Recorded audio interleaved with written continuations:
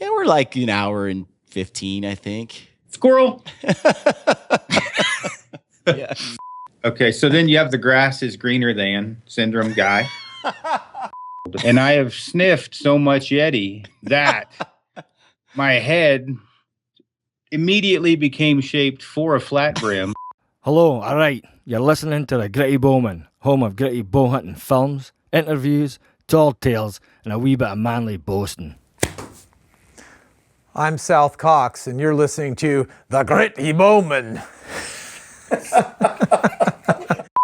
You know, I think just the cool thing about this group is everyone has different goals when it comes to fitness. Yeah. But the end goal is the same, to be ready for elk season. And so I think just talking to people about do something. Yeah. Just get ready for elk season. It does, you know, whether you want to be Iron Man or CrossFit Kings or couch potato. I mean, do something. We're trying to avoid that. Be able to survive. Yeah, exactly. So I think people will get a kick out of seeing everyone's different style of fitness. Yeah. That it's not all the same, that everyone, you know, this group here has probably collectively killed a lot of elk. Yeah. Well, not probably. Collectively have killed a lot of elk, and none of us work out the same. Except for those two. They do everything the same. It's pretty similar. It's pretty similar. We do work out They're the same. one. Okay. Right. But they kill twice as many elk as one. That's nice. All right, folks, welcome to the Gritty Bowmen podcast. I figured you'd screw it up with them. We are, I'm trying to do the intro. All right, folks, welcome to the Gritty Bowmen podcast. I am here in Boise, Idaho, and we are here. We have a cool group of guys here tonight, and we're here with Corey Jacobsen, with ELK101, and we're doing an ELK101 project. So I'm gonna experiment. I'm gonna just go around the room. We've got Corey Jacobsen here. We've got Mark Skousen, Jeff Skousen. Perfect. I had you down because you had black and white shirts on, and then you switched on me, but now I got the hat. We'll go with that. First time it's ever happened. So. I got Russ Meyer here, and we got Anthony Spencer. And everyone's been on the podcast before except for you two guys. So I'm excited to pick your brains and hear what you guys have to say. One of the things that we talked about before we started the podcast was that each of us kind of have a different, like we all want to be in shape for elk season. We want to have the best chance at killing an elk. So we all work hard at it year round to be fit, but we all kind of have a different way of doing it, getting in shape and being in shape. Totally. So we're going to kind of talk about that tonight, kind of see what different guys are doing, you know, to be in shape. And, with that, I know Anthony doesn't do anything. He's just naturally. I know, got we that grew up physique. together. He just, Steroids. Right, totally. It helps. But let's start with you two. Okay. So I've heard that what you guys do the same workouts. Is that right? Yeah, and I guess it's evolved over time. I mean, we started, we've been pretty involved in athletics our whole life. You know, we wrestled, we played football, we've had kind of regimented routines our whole life. And so, you know, as we've gotten more and more into elk hunting and you know, obviously fitness level to us is really important to go chase elk wherever we want. There's no really limitations for where we go chase elk because if elk are in the bottom of a canyon, we'll just jump. We'll go down and find them. So, but I think that foundation has been built from pretty young age in terms of just always wanting to be in shape and kind of working out. So it's changed over time though. Let me ask just the whole group here. Is there, if you hear an elk in the bottom of a canyon, and you're hunting elk, are you going to go down to the bottom of the canyon, or do you decide? Is it a canyon or a swale? It's kind of a divot. Oh yeah, I'm on it. No, seriously, like, how does? Because I know for us, pretty much, we're not really intimidated by distances or the heights or the lows and the canyons. I'd even take that a step farther, and I think sometimes we're just stupid. not smart enough to know that that's probably not a high odds Corey just Stock, calls them but- out of the canyon. Yeah. I wish. No, and I've heard people say, man, there's a lot of elk down in there. I've heard them bugling, but there's no way we're going to drop in there. And it's like, we don't even think about it. The thought crosses our mind when we're gutting it out. And it's like, wow, that is steep, isn't it? We came down that? I don't remember it. And Especially if you forget your pack at the top. Yeah, yeah. Well, it's kind of a loaded question because the two of us, we were hunting out in the middle of nowhere this year, and we would run into these hunters on the top of the ridge. And we had just got done chasing elk all through the bottom of these canyons, and we hiked to the top. And we were hiking out, and we were hitting these groups of hunters. And they're like, they see elk down there, and we've had conversations with them. Yeah. Like, well, actually, if you remember, they were laying down and they had just propped their decoy. Yeah. I'm not making fun of them. They just thought, if something's dumb enough to see the decoy and walk up here, great, because we are not going down there. Yeah. They were real honest about it, Yeah. Nice guys. And I think a lot of guys, they have a level of fitness where they're up on those ridge tops, and going down there is just not an option. It's too much. It's too hard, too taxing. Well, and the fact of the matter is some of those ridge tops aren't easy to get in. I mean, they worked hard to get there. Absolutely. But then they were kind of at the limit of what they were going to do.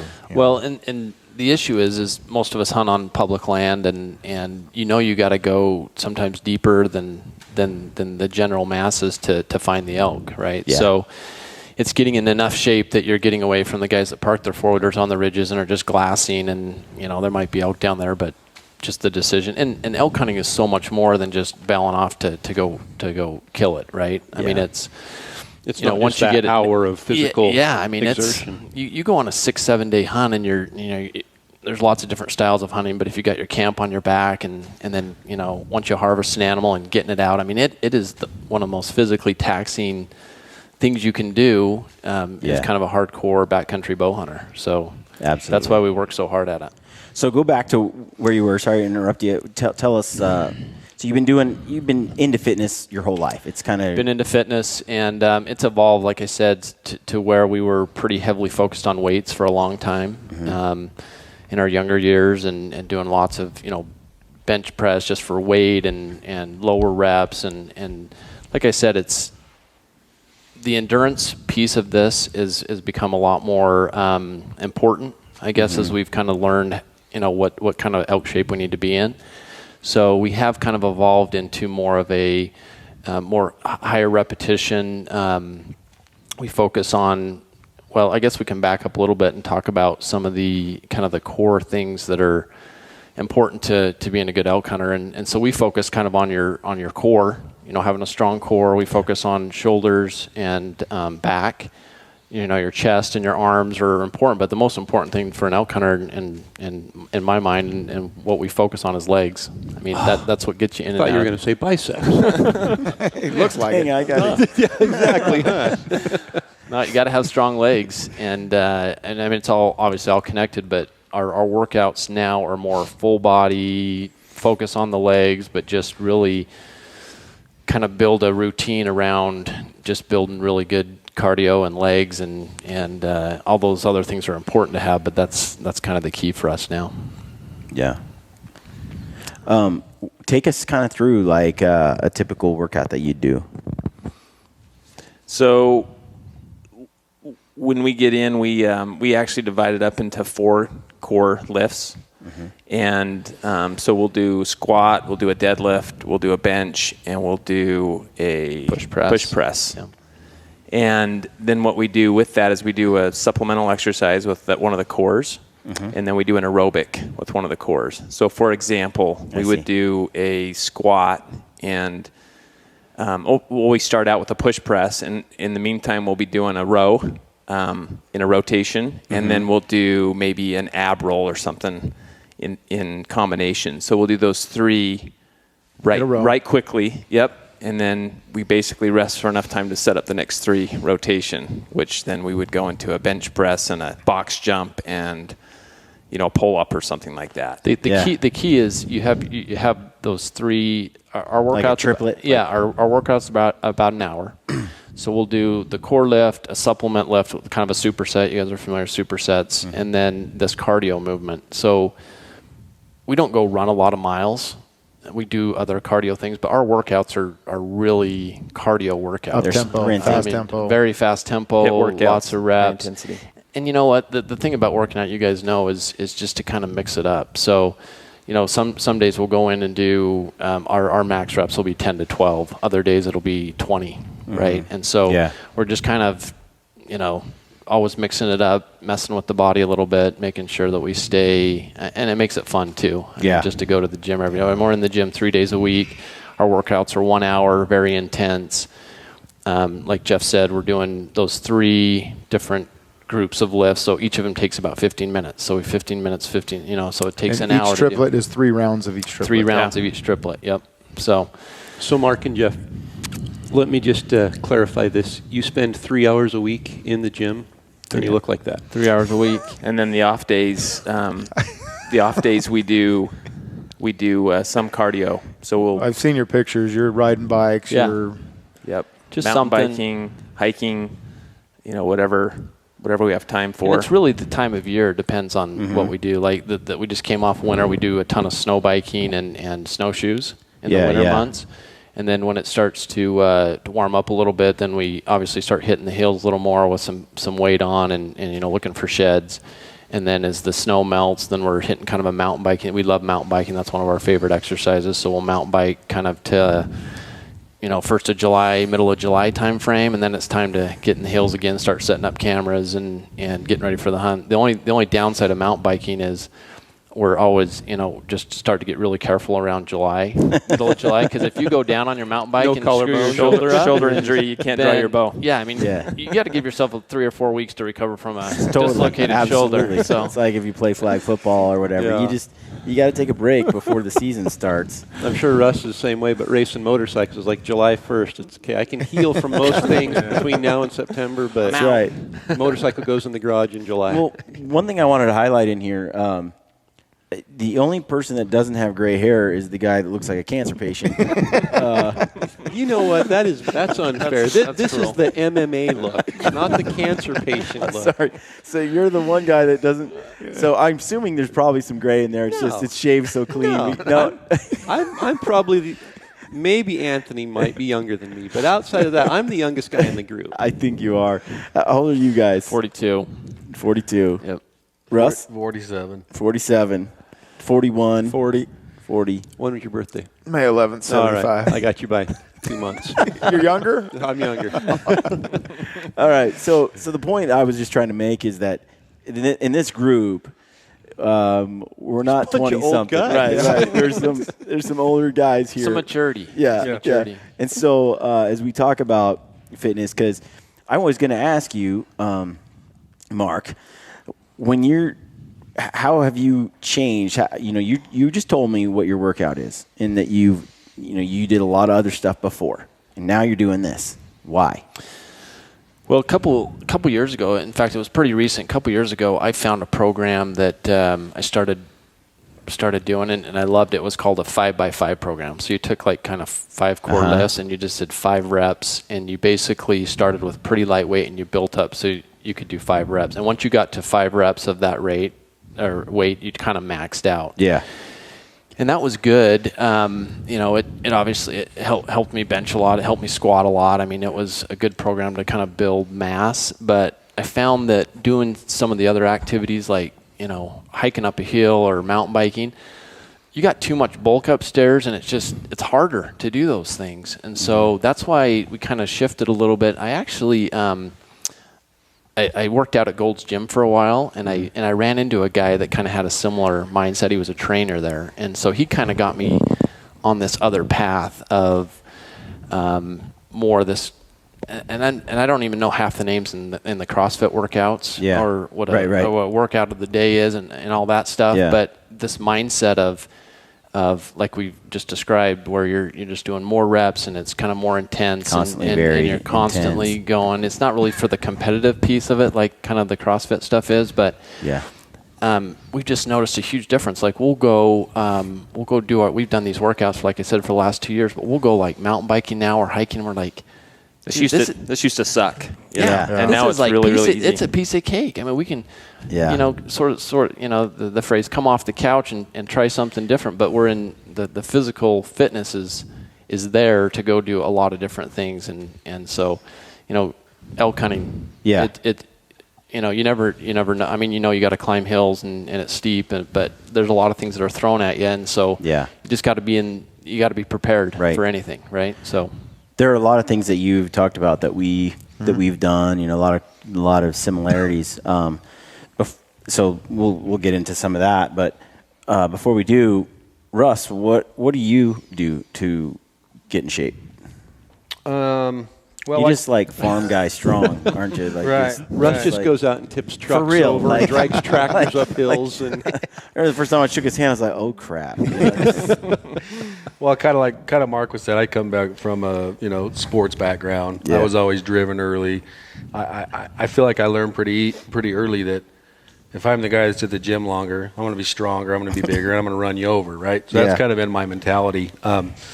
Obviously, you don't need that mentality coming into chasing bulls, but to some degree you do on the mental aspect. So coming out of sports and stuff, my brain was more, okay, I'm going to go jog 5 miles, but then I'm going to hit the gym. Yeah. Right. That's evolved a lot in the sense of kind of the reality of what you need to be, in elk shape. Yeah, in elk shape, basically. So anymore, I've changed my workouts drastically in the sense of definitely more, legs, cardio. I'm not too worried about the beach anymore.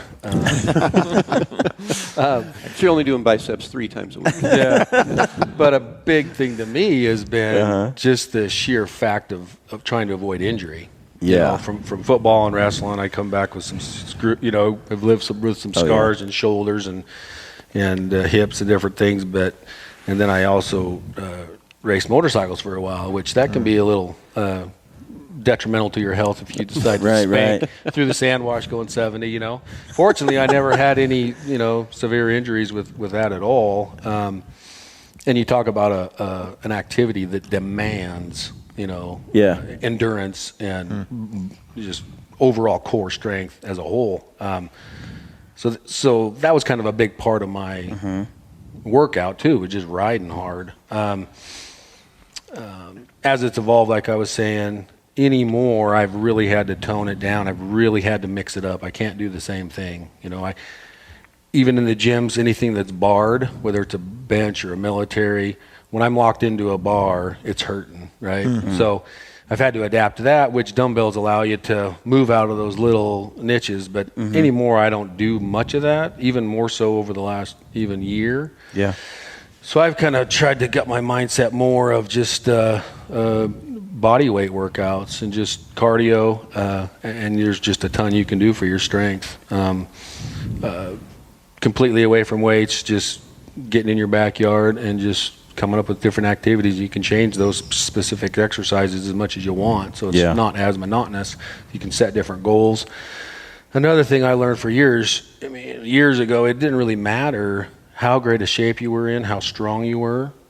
You go up there your first week at elk camp and you throw a 60-pound pack on your back and you get up and you walk off an edge and you kind of kink and then your neck's kinked all week. And you're like, I'm in great shape, but this is sucking, right? So anyway, a long time ago, I started doing pack workouts, and you want to, it's awesome, Yeah. Opening day of elk season, you're screaming and you have no issues. You don't have the fatigue in your traps and the soreness that always causes. So it's been an evolution, I guess, kind of getting away from wanting to lift hard and see those type of gains. It's tweaking your goals a little bit, and at the end of the day, we all know it makes a big difference.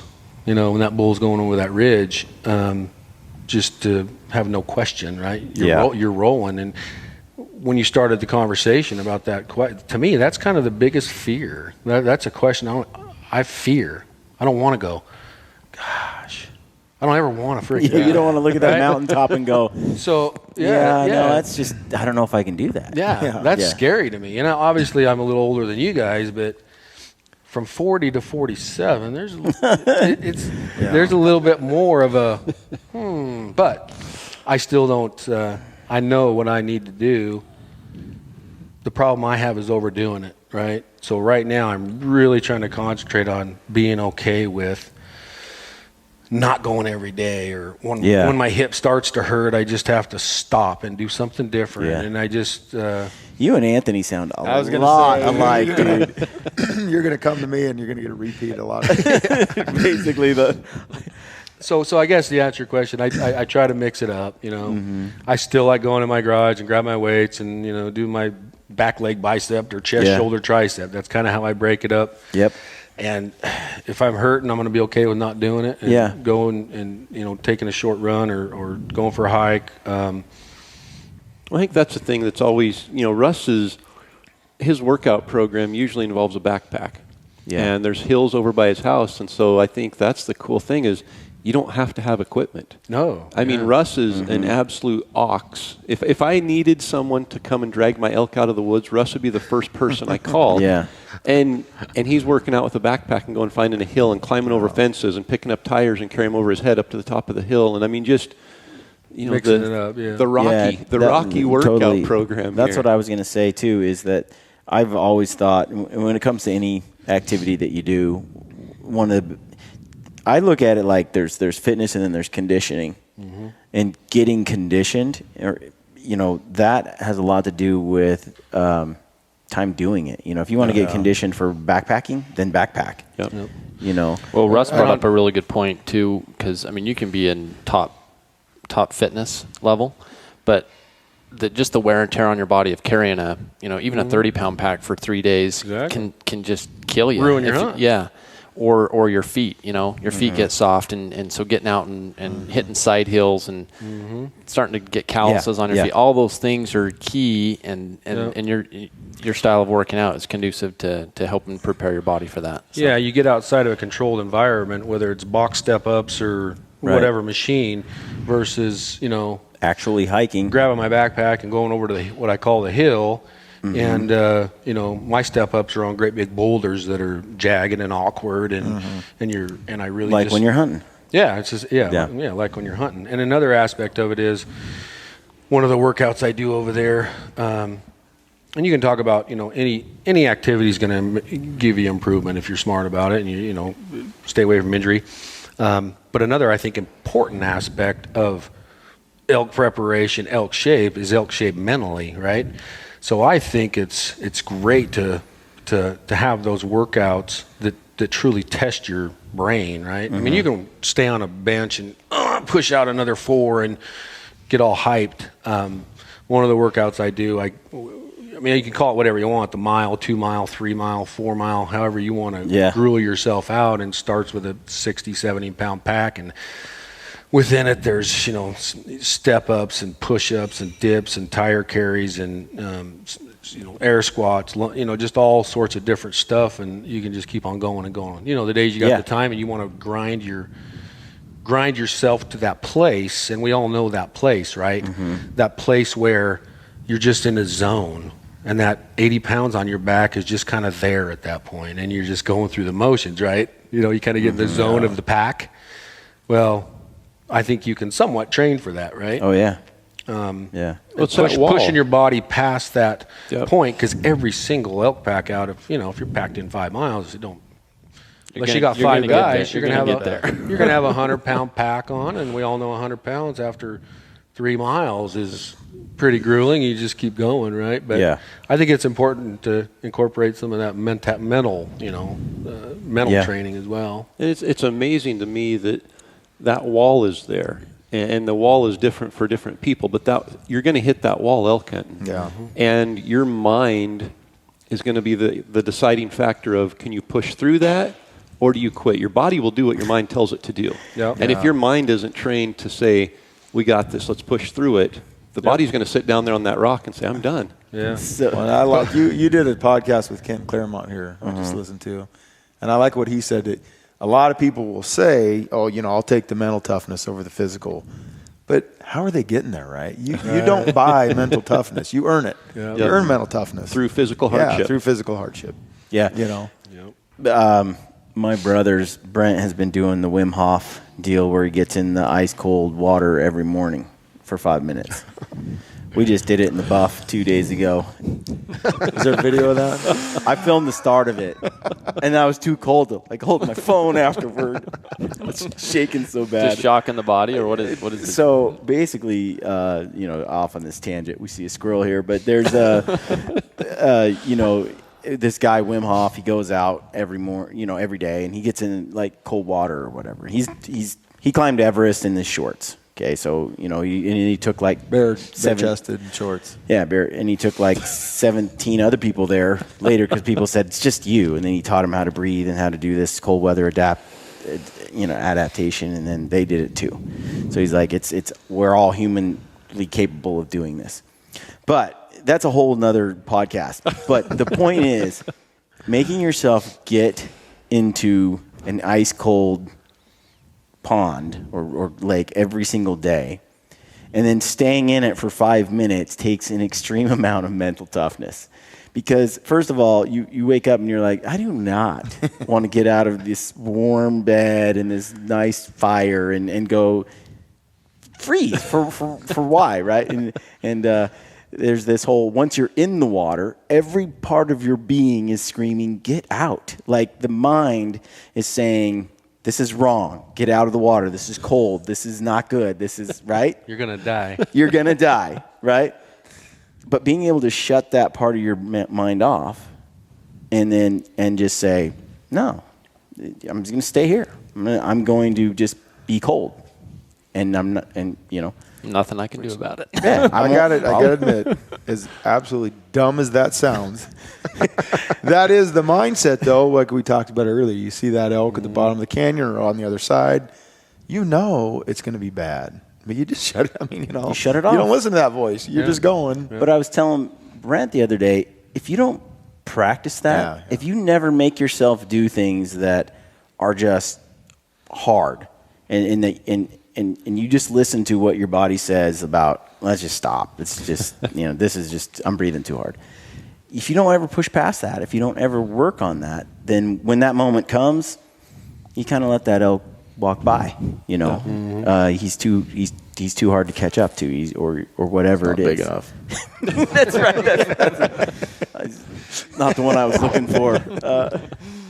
So anyway, Anthony, tell us about you. All right. So I I could relate a lot to what Russ was saying, but same thing. I started off, always played a lot of sports, mainly football. Was very just naturally strong. Mm-hmm. Brian and I went to school together for the time we were kids. Yeah. So Brian always teases me that I was a man, and by the sixth grade, he was a man at 12 years old. Okay, things didn't drop for me. I didn't get hair. I was like 29 when that happened. Well, and when I'm hearing Russ talk about his hip, I'm like, well, see, guys like Brian just didn't use their body for the first 20 years of their life. They're not worn out yet. No, but same thing. So strength came easy. So I'm not the sharpest knife in the drawer. That comes easy. That's what I'm going to hit, right? So I hit the weights hard growing up. I think I started lifting weights in 5th grade. Yeah. Probably a little early. Hit them hard just my whole life. And really, like you guys are saying, strength, numbers, bigger bench, bigger squat, And you didn't have to work that hard to be strong. It was easy. To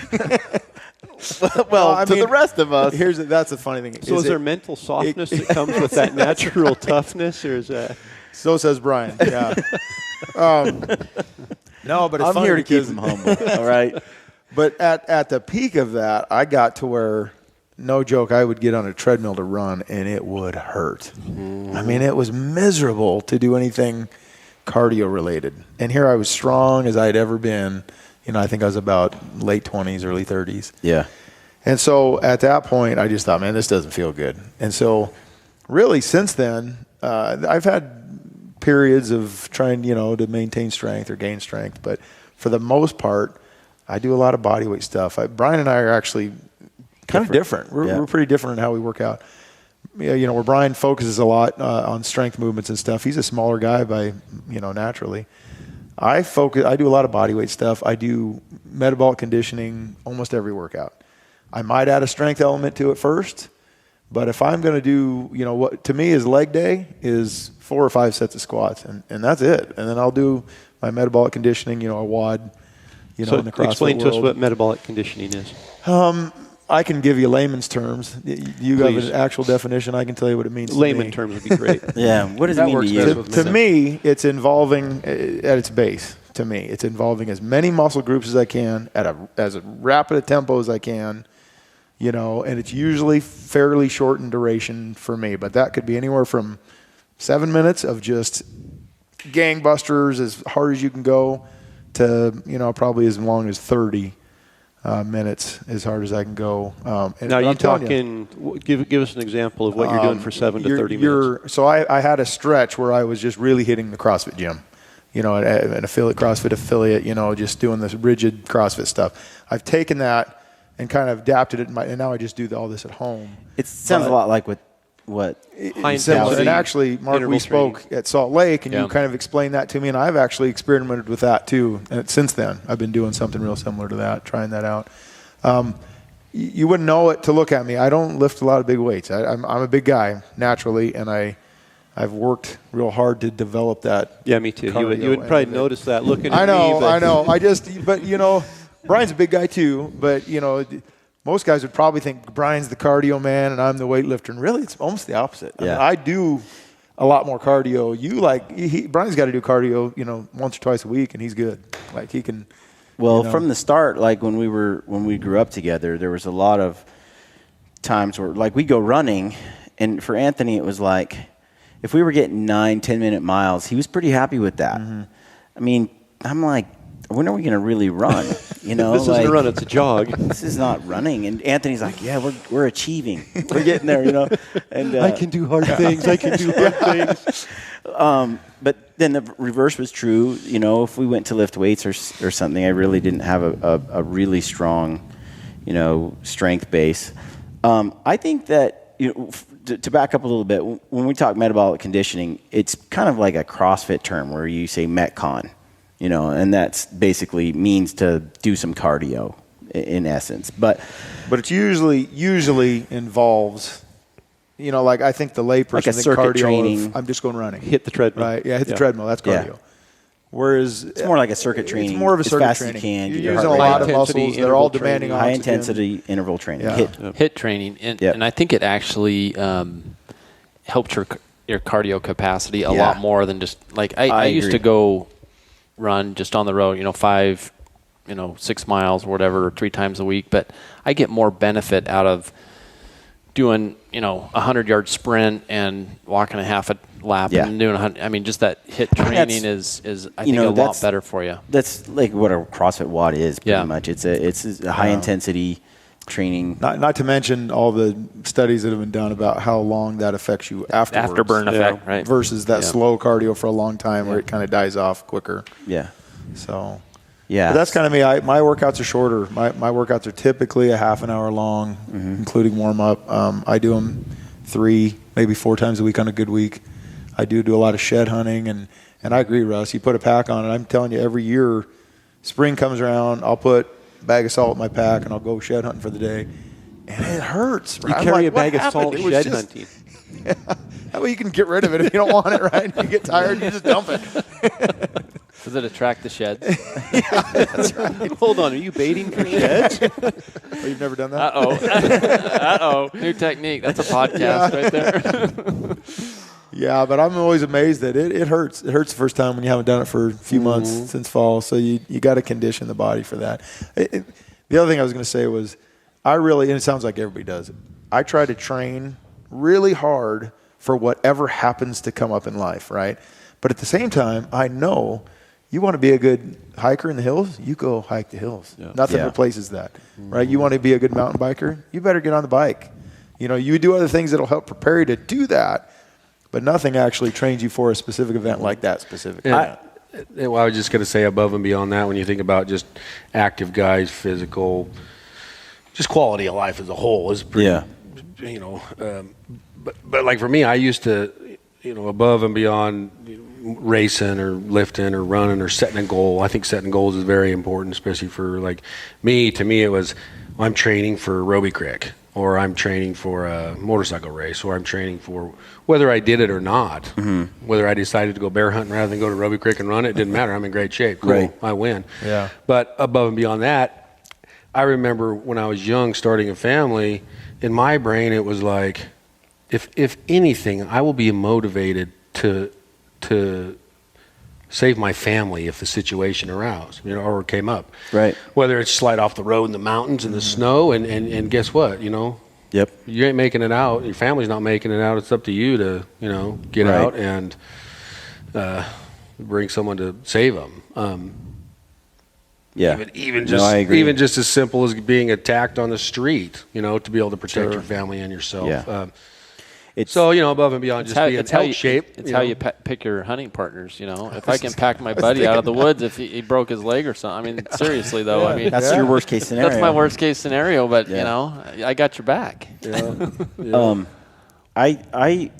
We kind of have a different, we work out a lot differently in some ways, but I think one of the things that I've said for a long time is I like to play a lot of basketball. I did in the past, and I would say, I need to work out so I can play basketball. And I had a lot of friends that were like, I need to play basketball so I can get in shape. And I'm like, that's how you get hurt. Right. That's how you get hurt.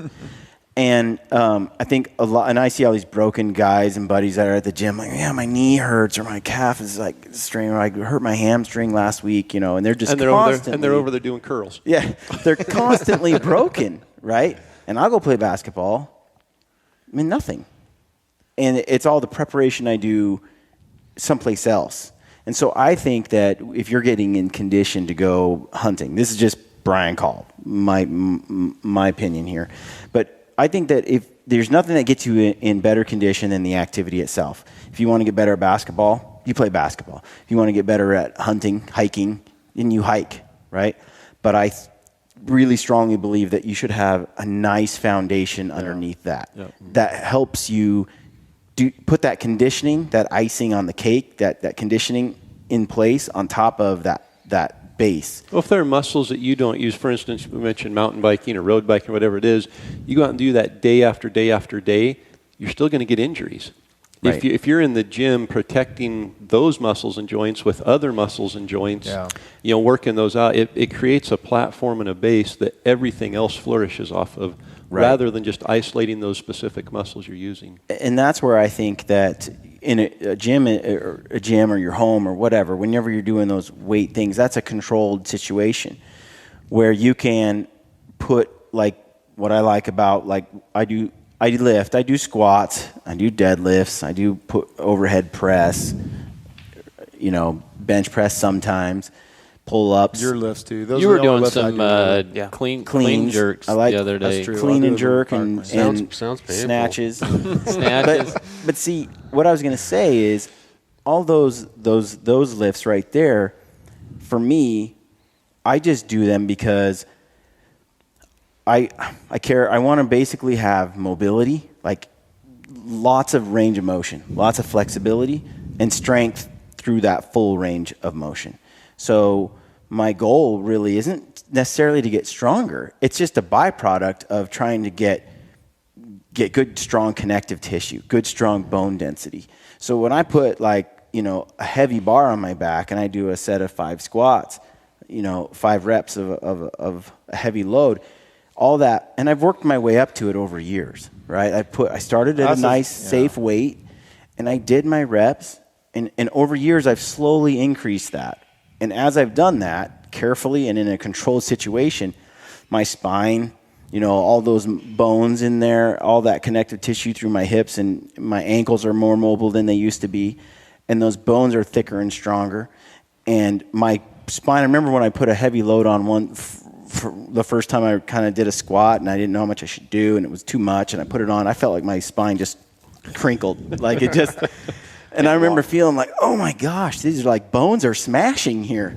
Now I can put 400 pounds on my back, do some squats, and I can rack that and it's like nothing happened. And that, putting all that weight on that tissue and that connective tissue and all those bones and everything, that I feel like is a really important part for me for longevity of health and wellness as I get older. That's really a big part of it. Where I lack over the last couple of years really is that conditioning that we're talking about on top of that. So I can hike all day long, and I can carry heavy loads all day long, and I can go forever. And I can wake up the next morning, and I'm recovered, and I can go again. And I don't have a lot of soreness, and I can just do this over and over. Now, if we have to sprint to the top of the mountain to get to where some elk are before they leave a meadow, and it's like a half a mile up that hill, and we're moving as fast as we can, Ben and Anthony are beating me to the top. He'll be the last one up. I'm way behind. And then when I get to the top, after a minute or two, yeah, he's fine. I'm fine. Yeah. Right? And then and I can do that day after day where Ben does it and he's like, the next day he can't walk, and he definitely has like those things where you're talking about, like turned his neck and now he's stuck like this for a few days. Those are things that never happened to me. So I feel like, that's an area where I've talked about this, where I need to work on a lot more of the cardio stuff. And part of that is, as I build that foundation of strength and mobility, flexibility, I got to get out there and just put in more time, breathing heavy. Mm-hmm. So your primary fitness work or routine is strength training then? You're doing those core lifts? I am, but I do like 2 or 3 days a week, I do a CrossFit WOD. And which is workout of the day for people that don't know workout of the day. Yeah. So we'll do, the other day it was 30 pull-ups and 20 burpees, 30 pull-ups, 20 burpees, 30 pull-ups, 20 burpees. Another day it was, run 200 meters, climb a rope 3 times, run 200 meters, climb a rope 3 times, like a few triplets. It's just a lot of variety. Yeah. Using a lot of different handstand push-ups. Yeah, it's lunges, weighted lunges, bar overhead or racked in the front. It's just random stuff. And you'd think, and I do have, don't get me wrong, when I talk about cardio, it's not bad. I have good cardio capacity. I beat most people at the CrossFit gym, not bragging, it just happens. Brian wouldn't brag. Yeah. Hence, Anthony keeps you humble. But I'll tell you what, as Anthony has focused on more cardio activities, more of that body weight, high endurance stuff than I have, other than just what I do at the gym.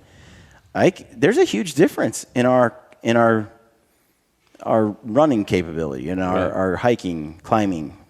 Well, but it's just that lactic threshold. It's once you get in that, how you can kind of sustain that. Because running up a hill, I don't care how good a shape you're in, everyone's going to get tired. Running up that hill, but it's how quickly you recover. If we put on once I reach past that threshold, is what I'm saying. I just don't have the fitness in that pathway.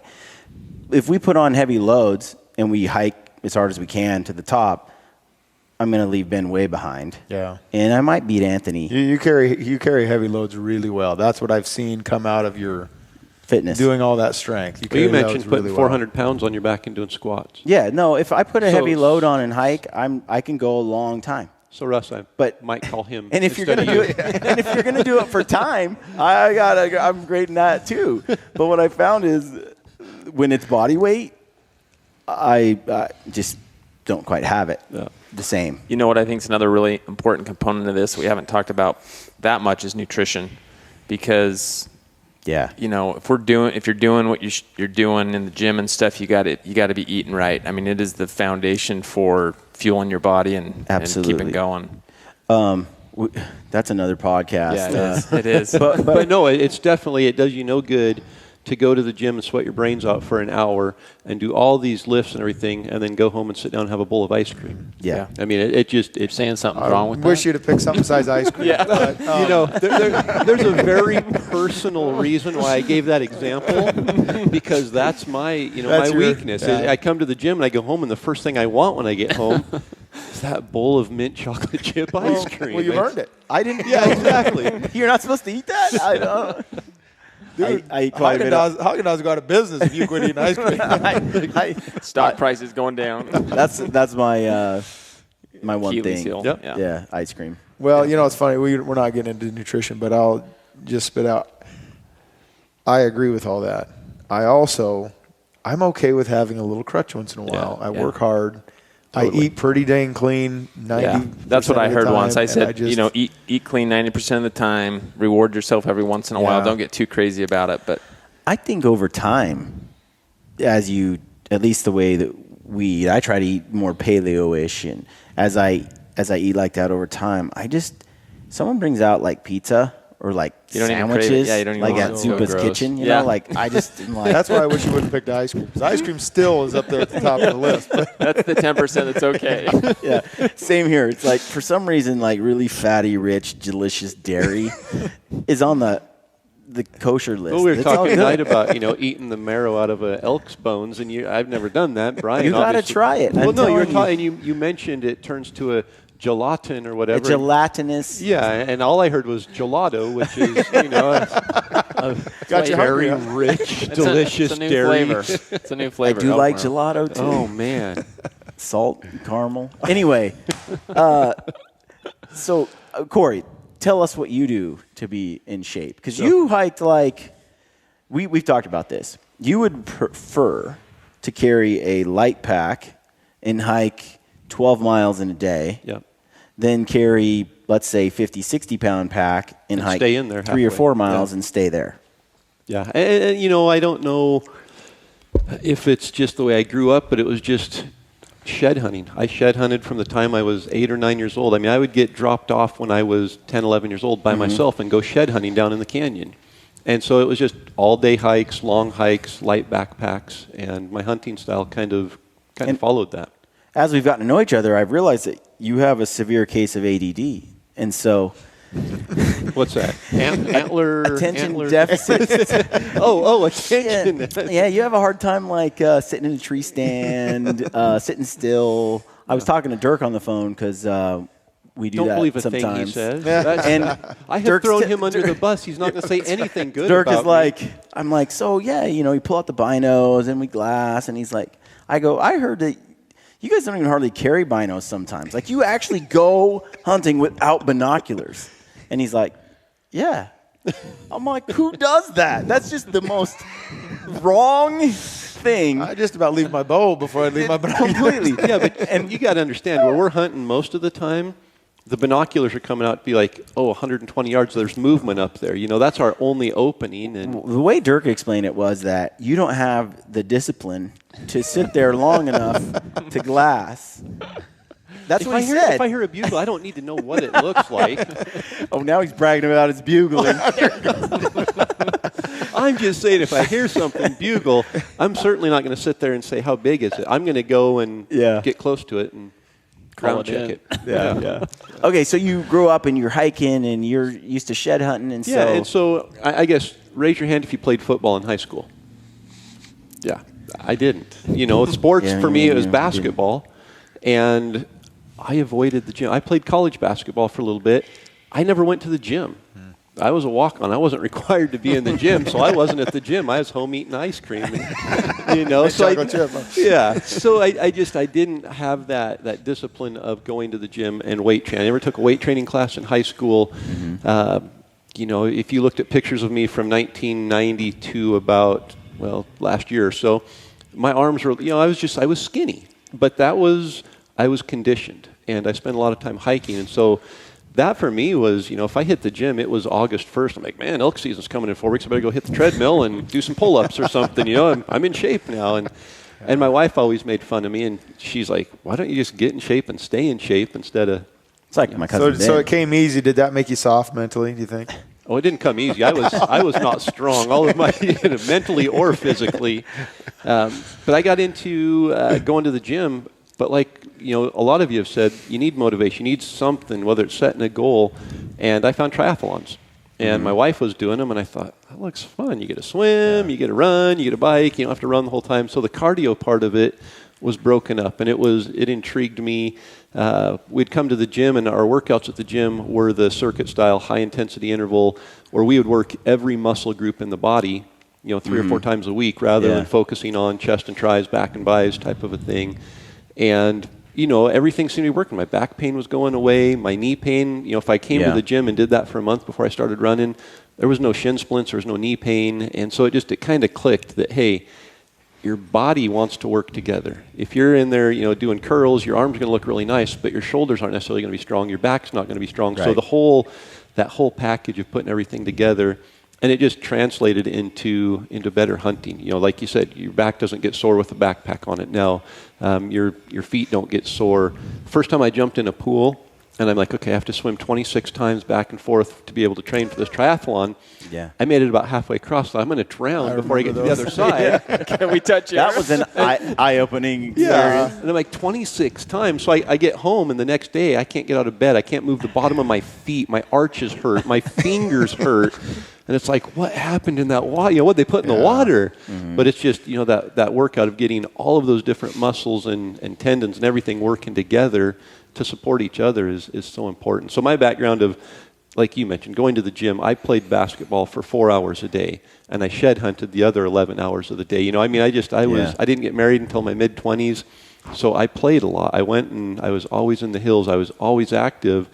And then you get married, you have a family and all that, and it slows down. I had a desk job, and now all of a sudden, I'm out there, I'm like, let's climb up that mountain, and about 300 yards up, and I'm like gasping for air, and I'm like, I got to change something. So, my workout still, I have physical limitations that I have to be careful of, but I still like the high-intensity interval training where I'm able to do that circuit style, move through everything, start with the bigger muscle groups, chest, shoulders, work dodown through arms, legs, everything, and get that full workout. And again, you're getting a lot of that cardio from that for me, you're gaining that cardio there rather than having to go home and run for 3.5, 4 miles after that. Well, that was one thing that we talked about. We had time is it's hard to come by, and so we started doing our workouts where, at the very least, workout would be 100 burpees. Just for time. Do them as fast as you can. At least you got that done. It's just something. I still do that all the time. And another thing, I have a heavy bag hanging in my garage. Last night I got home, I had 22 minutes before I had to leave to take my daughter to soccer. So I did 10 1-minute intervals with 30 seconds rest on the heavy bag. It took 15 minutes.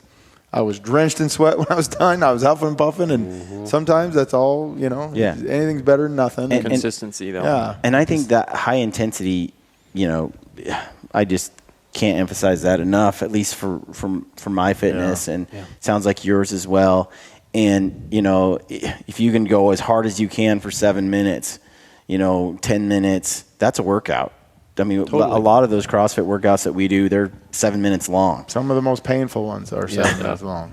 So all of that, I think you can fit more in than you realize, especially – if you don't have the luxury of an hour or 2 hours, multiple. And then one of the things I wanted to ask was how many days a week is this room working out? 3, 4. Yeah, same. Yeah, 3 is ideal. We're like 6. I mean, jeez, guys, not just got to show off. I'm not counting. I guess if I go shed hunting. Yeah, so I'm saying we're active. We're active every day. We rest on Sunday, but every other day we're doing something. How many days a week in the gym? But gym, it's 3. Yeah, 3 days in the gym, and then I'd say I'm pretty close in 5 or 6 if you include a hike and stuff like that. Mm-hmm. I always try to get at least 3. I'm 3. Is my goal. I need to do more, but I'm about 3 days. Mine's different too because I have a job where I hike for my job every day too. Mm-hmm. So I think that's so important to stress. For those who are listening, for each of us, life's busy. We have families, we have other obligations and everything. It's not like we are 22 years old and able to come to the gym for 3 hours a day, 7 days a week. It's this is a part of our lifestyle. We've built it into our lifestyle that, hey, 3 days a week, I'm going to the gym for 45 minutes or an hour, and I'm going to try to do that throughout the year. And there are benefits far exceeding September. And it's not even that. I mean, it's 3 days a week I'm going to go in my backyard. Totally. Yeah. And I'm going to do this list of things that these guys talked about, and 5 weeks down the road, they're going to be like, wow. Yeah. There's no excuse not to do it. You can carve out 30 minutes a day, 3 times a week to better yourself physically. Yep. I think another big thing too, especially, and Brian preached to me for years about this, I'm gung-ho. That's the way I grew up. If I was going to do something, I was going to do it as hard as I could. All in. And I have really tried, and I think it's really paid benefits, especially with injury prevention, to I don't have a deadline to be fit by. I am just trying to live a fit lifestyle. Yeah. Mm-hmm. And if I know I have a hunt coming up, I'm gonna crank it up a little bit before that. If I know I'm doing an event or something, I'm gonna crank it up a little. But just try to do it every day. No, there's not an end goal there. It's just a lifestyle. It's what you do. Well, the key with that too is if you're in really, really good shape, like coming off of September, I mean, we could hike any mountain. Right. I mean, you just feel like you could conquer anything. And then a lot of guys will just slack off during the winter months and then try and get back into a spring. The startup is so painful. Yeah. So my mindset is just always, you don't always have to be the top of your game, but just be in good shape. I have what I call a maintenance program. And there's like some bare minimum per week that I'm going to do, at least to maintain. Yeah, and you just got to be consistent. You got to keep that base, and then it's not a super painful thing to get back into it, because that's the killer for a lot of people. The older you get, they'll start that harder and harder. I used to be that way. I used to be that way bad. That first soreness week or whatever is just. Dude, he was like a polar bear. The season's over. He's hyper fit. Get fat. Then just get fat. Eat whatever. But as I got older, that took longer and longer to get. And now I'm like, I just need to be healthy. Just do it. Well, what's crazy is, we'll be business travel or something, and we'll miss like 2 workouts, and you'll come back the next week and you do your same workout, and you're like, man, this sucks, and you get sore again. So just missing 1 or 2 of those days, you can lose it really, really quick. I was going to say, it's amazing. You can lose your conditioning in a matter of days, but it takes you months to build it back. So. Well, I was just going to say, in reference to kind of all this, just a constant maintenance, and whatever it is, whatever it's a bare minimum that you just set that little goal and you got it done. I think too often people set themselves up. They spend all this time finally building the energy to say, I'm going for it. And then that's their priority. And then guess what? You can only maintain that priority so long without neglecting everything else in your life. And pretty soon it comes to a pinnacle, and guess what's getting kicked? You got to pay your bills. You got to spend time with your kids, and that's getting kicked off. So I think too often people set themselves up for failure. Rather than just having the mindset that I don't care if something comes up and I can't get to the gym or can't do it. I don't care. 2 days from now, I'm going to do what I can. Just be happy with what you can do and not set yourself up for failure. So you and Anthony, sound a lot the same. That self-talk is needed. Like, look, I don't have to conquer the world today. It's okay. It's okay if I conquer it tomorrow. I'm like, I don't have that trouble. Like, I'm just like, so what? I'll get to it tomorrow, Anthony. It's like, it doesn't have to be. You've never had that struggle. No. Right? I mean, I've had to learn that. You've always been kind of like that. But same thing with like injury. Football, wrestling, they kind of get you into this when you're young, I think. But, you have an injury and you're just like, power through it, conquer, do it. I'm a firm believer in listening to my body. And so sometimes I'll get something will happen to my shoulder and I'll be like, all right, I'm done. I'll just quit in the middle of a workout at CrossFit gym. I'll just quit. And people are looking at me like, what are you doing? I'm like, I'm done. I got a little twinge here. I'm done. And they're like, totally true. Really? I'm like, yeah. This is not a stab at Brian. Anthony's there with one arm. That's right. Brian did not grow up wanting to be a tough guy. It's not a goal. He's perfectly okay with it. So we're just the opposite. Like, we were competitive since we came out of the womb. Oh, I'm competitive. Womb together, and so like if I know that he's out working out and like I can or I didn't, then if you're having a bad morning, you know that he's going to be there. So I got to get up, and he'll text me and he'll say, "Hey, are you listening to your body today?" So he'll say that same thing. I'm like, "Nope, I'm going to be in the gym." So I guess the point is, it's a huge motivation. It has been for us our whole lives. And we're unique because not everyone's a twin, right? But just having someone with the same kind of mindset to kind of motivate you. So find a buddy, find a friend. That's how Bryce is for me, and we work out together, push each other. And then when you're in a good gym, or like where I work out often, everyone there is sort of that accountability partner for me. And they're like, giving me a hard time when I'm not. Where you been? My thing. But I think Anthony has had a lot of injuries and then just sort of ignored them and made them worse. And or just, really, it's like, more. I had the mentality. Just I think like you were power through it. And I got pain is weakness. I've had 3 surgeries in this left knee, and But what I found, like even with my left knee, all I can do is make the muscles strong as I can around it and fit as I can, and that helps more than anything. When I get weak, is that my knee bothers me. Yeah, I was just going to ask this question to you guys. Like, you talked about taking 2 days off, like you're out of town, you come back, you didn't get the workouts in that you normally get.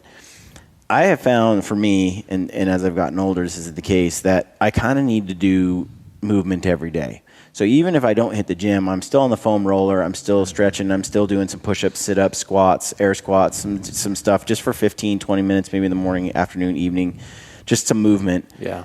If I don't move every day, like if I spend a day at the computer and then just go to bed, wake up, day at the computer, just go to bed, the next day, I can't get into a squat position, or my shoulder's not like, my back hurts and things aren't, and I found like, and yet if I'm hit the gym like every day, and as long as I get the sleep I need, I feel like I'm 20. Like my everything's moving. There's some soreness, but for the most part, I mean, things move, and it's so quickly they do this whenever I take a break.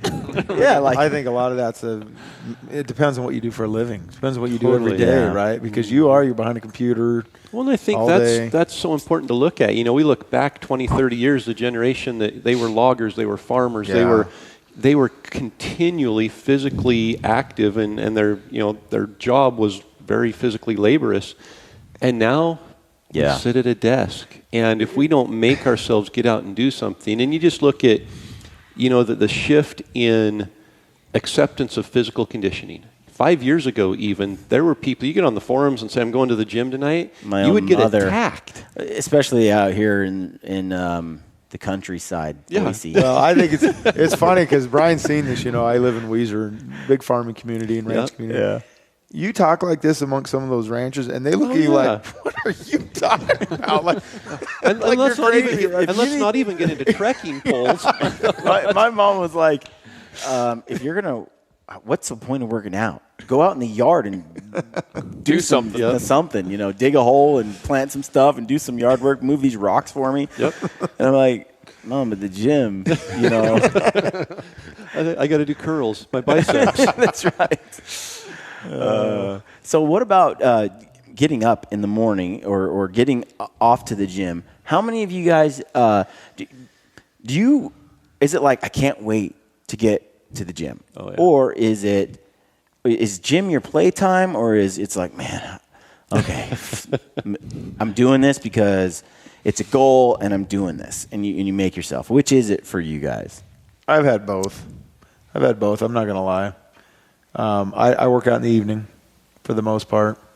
I work out right when I get home from work. Mm-hmm. And then I look forward to it. It's more, I've got 5 kids and they play sports and music. Sometimes it's multiple sports. And sometimes that's the drag where I'm like, I got to do something. I got to get it done, or I'm not going to, I'm going to feel like crap later, so I got to get it done. I'm just the opposite. Anyway. I get home at night and I crash. I got 5 kids as well. So we're 5 in the morning.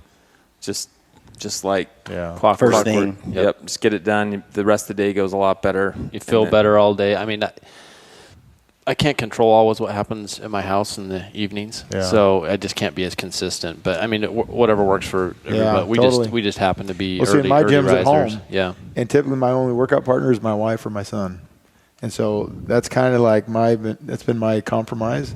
I'm not taking time away. It's just we do this together. And so when I went to a CrossFit gym, it was early in the morning, though. It was before work. Yeah. Well, I think the important thing is you've got to set the time aside. Mm-hmm. You've got to make the time and commit to it and say 3 to 4 o'clock in the afternoon, lunchtime, early morning, evening, whatever it is, that is your time, and you've got to stick to it and be committed. And for me, you mentioned you don't work out a couple of days, you wake up with a sore back and all that.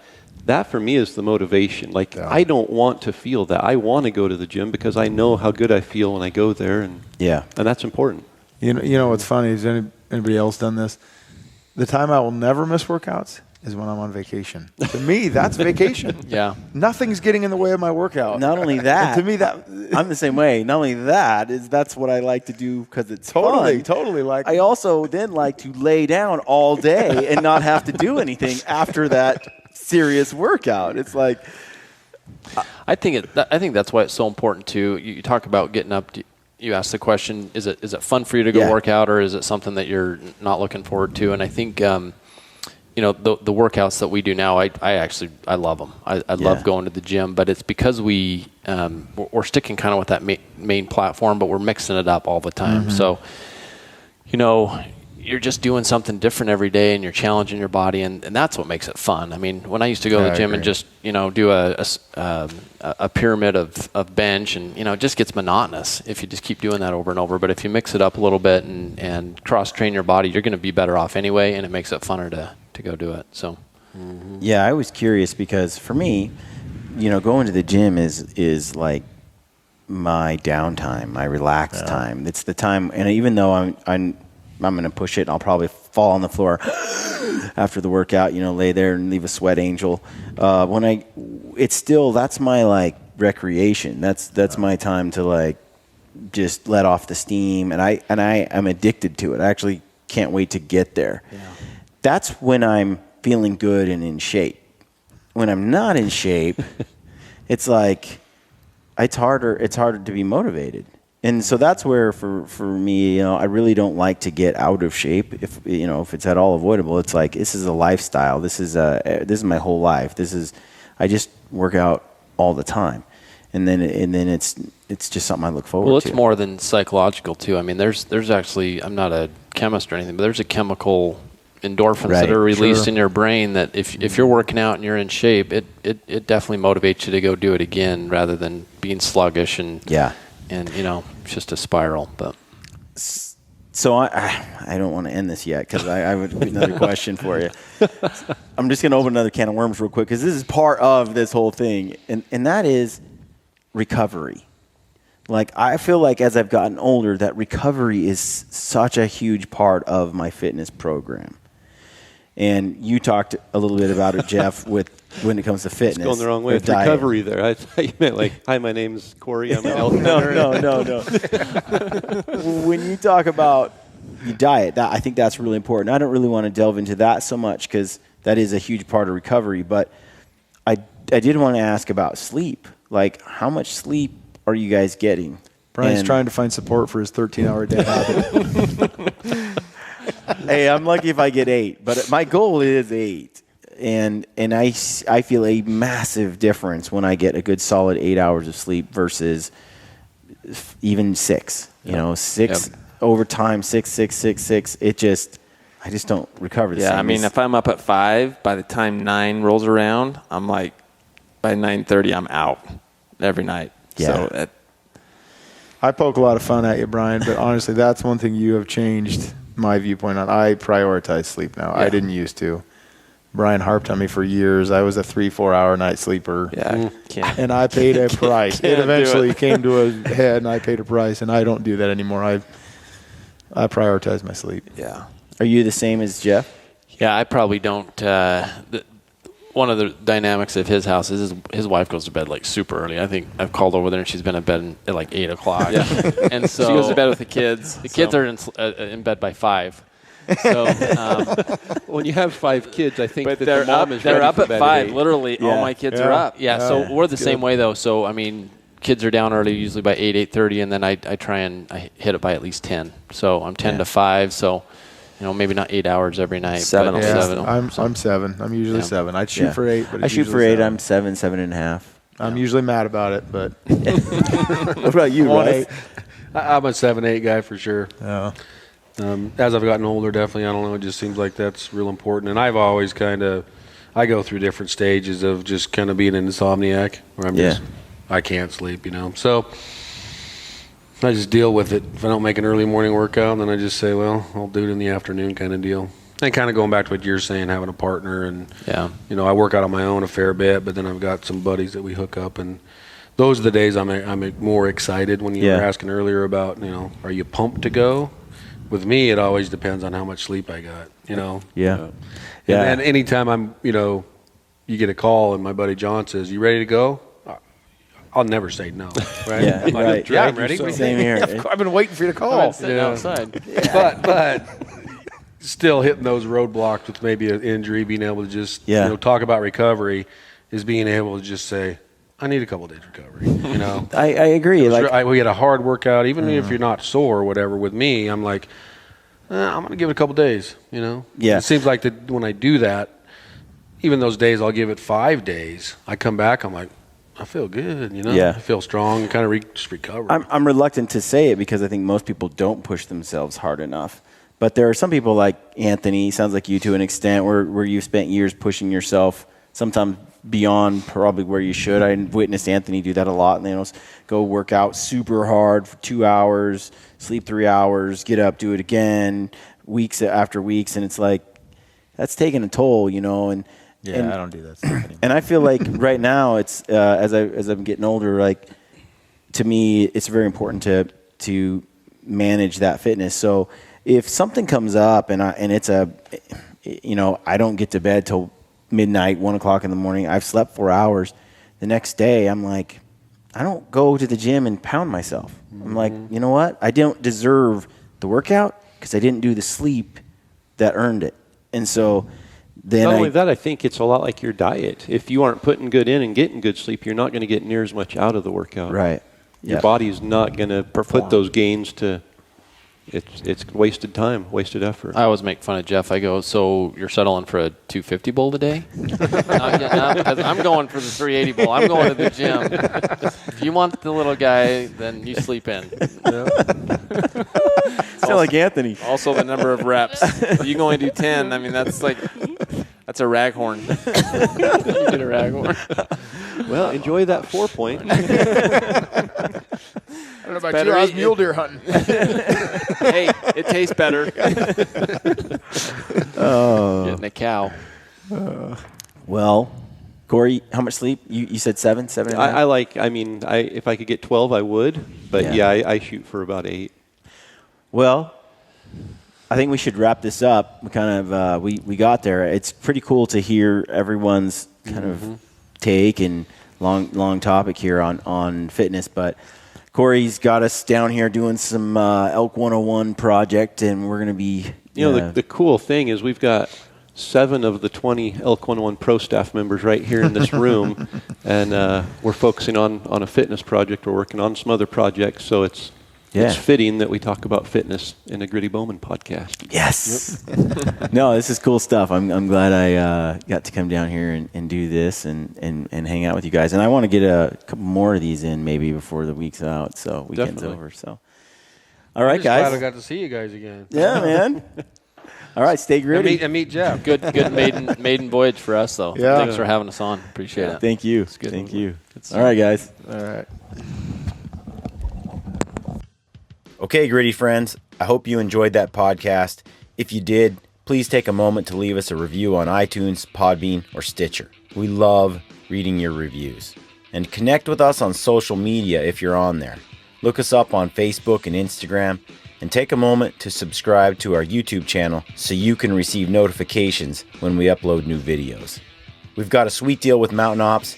You get 20% off on all Mountain Ops supplements, combo packs, and apparel when you type in the word gritty at checkout.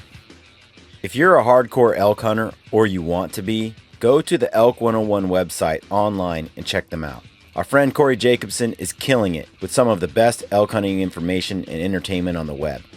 If you haven't heard, we're doing a huge gear giveaway to try and grow and expand the Gritty community on Facebook and Instagram.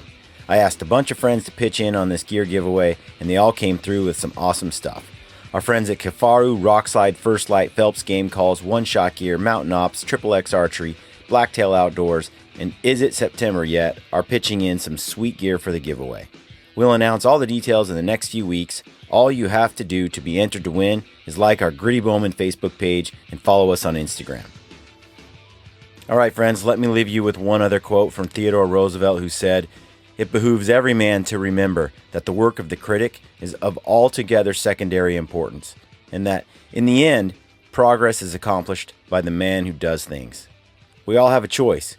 We can be people who do things or people who criticize the work of others. It's pretty simple, really. Get out there and do your thing. Good luck on your hunts, and stay gritty.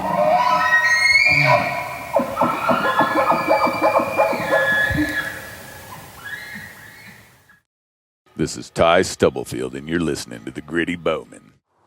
Gritty Bowmen.